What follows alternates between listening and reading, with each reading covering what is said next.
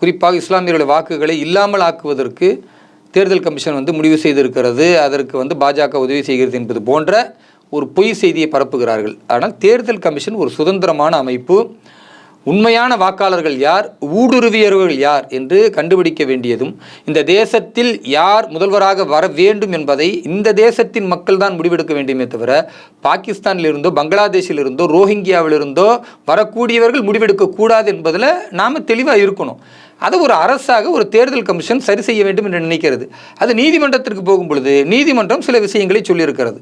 அது தடுக்கலை, இந்த மாதிரியான விஷயங்கள் செய்யக்கூடாதுன்னு சொல்லலை. அதே வேளையில் தேர்தல் அருகில் இருப்பதனால நீங்கள் ரேஷன் கார்டு, ஆதார் போன்ற விஷயங்களை பரிசீலிக்கலாம் என்று தேர்தல் கமிஷன் எப்படி செய்ய வேண்டும் என்பதை நீதிமன்றம் வழிகாட்டி இருக்கிறது. அதனால் நீதிமன்றத்தின் வழக்கு இருப்பதினால் தேர்தல் ஆணையத்தை பொறுத்தவரை இந்த விஷயத்தில் வேகமாக எந்த காரியத்தையும் செய்ய மாட்டோம் என்று நீதிமன்றத்தில் சொல்லியிருக்கிறார்கள். இதுதான் நிலைப்பாடு.